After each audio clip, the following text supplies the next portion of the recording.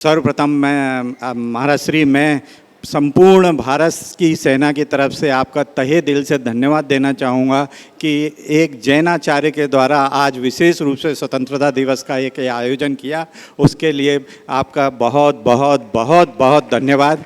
महाराज श्री लगभग 33 साल से मैं भारतीय सेना में कार्य कर रहा हूँ और बहुत बड़े बड़े बम बनाने के, मैं सिविल इंजीनियर हूँ तो बहुत बड़े बड़े बम बनाने के मैगज़ीन बिल्डिंगें बनाई हैं। हवाई जहाज़ जैसे कार रखने के गैरेज होते हैं वैसे हवाई जहाज़ रखने के हैंगर्स होते हैं जो कि हमारे बॉर्डर पर बनाए जाते हैं, वो भी बनाए हैं।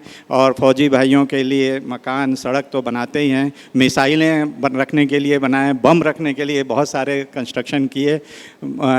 और इसी प्रकार से अब मेरा रिटायरमेंट हो गया है, परंतु मैं आज आपके सामने ये कह रहा हूँ कि जब तक इस शरीर में जान है मेरा एक एक कतरा इस देश के लिए न्यौछावर रहेगा, भले ही मैं वहाँ से रिटायर हो गया हूँ।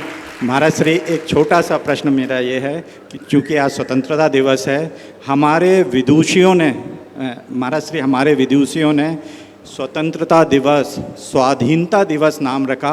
कितना गहरी सोच थी उनने, इसमें अपने 100 का बंधन जरूर रखा। इसलिए मैं आपसे कहूँगा कि इस 100 के बंधन पे आप जरूर प्रकाश डालिए। पहले तो मैं चाहूँगा एक बार संजय भाई का अभिनंदन कर दो, अनुभव वहीं पर जाके कर दो दोनों।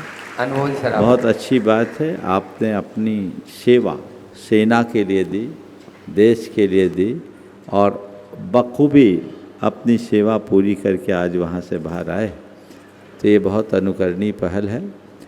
और आपने जो एक भाव प्रकट किया कि मेरे जीवन का एक एक पल और शरीर का एक एक कतरा देश के लिए समर्पित रखूँगा, यही भावना प्रत्येक देशवासी के लिए होना चाहिए। आज आपने मुझसे निवेदन किया है कि स्वतंत्रता दिवस के अवसर पर कोई संदेश दे।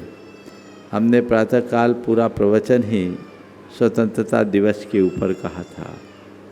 साथ में मैं अभी ज़रूर कहना चाहूँगा आज के दिन में कि लोग आज़ादी का जश्न मनाएं, जश्न की आज़ादी भी पाए। आज हर व्यक्ति गुलाम बना हुआ है। मैंने अपना पूरा प्रतिपादन तो प्रातः कर दिया, लेकिन संक्षेप में मैं इतना कहूँगा कि अभी भी देश में बहुत सारी चुनौतियाँ हैं। अभी सबसे बड़ी चुनौती खड़ा कर रहा है अमेरिका टैरिफ वार के नाम पर।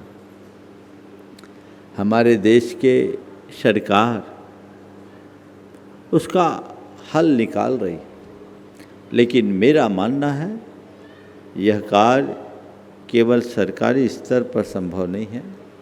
सरकार अपनी नीतियां बनाकर निश्चित इसका हल निकालेगी, लेकिन देशवासी यदि देश को मजबूत बनाने की ठान ले तो ऐसा कोई भी टैरिफ वार हमें कोई फर्क नहीं करेगा। प्रत्येक देशवासी आज संकल्प ले कि हम स्वदेशी को प्रमुखता देंगे, हम स्वदेशी को प्रमुखता देंगे, विदेशी को देंगे ही नहीं। भारत की उत्पाद भारत में ही खप जाए, हमें बाहर हाथ पसारने की ज़रूरत ही न पड़े। ज़रूरत क्या है तुम्हें टैरिफ लगाने की? तुम लगाओ टैरिफ।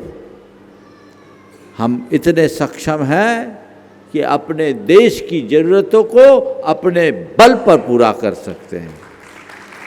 ये आज पूरे देशवासियों को संकल्प लेना चाहिए और भारत के पुराने आदर्श को पुनर्प्रतिष्ठापित करने का प्रयत्न करना चाहिए। यदि हर व्यक्ति अपनी तात्कालिक सुविधाओं को गौण करके राष्ट्र हित को सर्वोपरि बना दे तो ये समस्याएं कहीं नहीं रहेगी। मैंने कुछ दिन पहले भी कहा था, बी भारतीय बाय भारतीय। हम भारतीय बने और भारतीय ही खरीदें, भारतीयता को प्रमुखता दें। हर चीज़ सोच आप सबकी उल्टी है। मुझे तो तब बहुत तरस आता है आज के युवाओं पर जब वो टी शर्ट पहन के आते हैं US Polo, San Francisco, London लिखा रहता है। अरे भाई, मैंने किसी के इसमें नहीं लिखा देखा जो कोई कहने को संभ्रांत हो, भारत मेरा भारत महान। वो तो पहनो। तुम दूसरों के पीछे क्यों जा रहे हो? ये आज भी तुम्हारी गुलाम मानसिकता का द्योतक है। अपनी मानसिकता को आज़ाद बनाए और अपना जीवन देश के लिए समर्पित कर। नमोस्तु महाराज जी, नमोस्तु महाराज जी।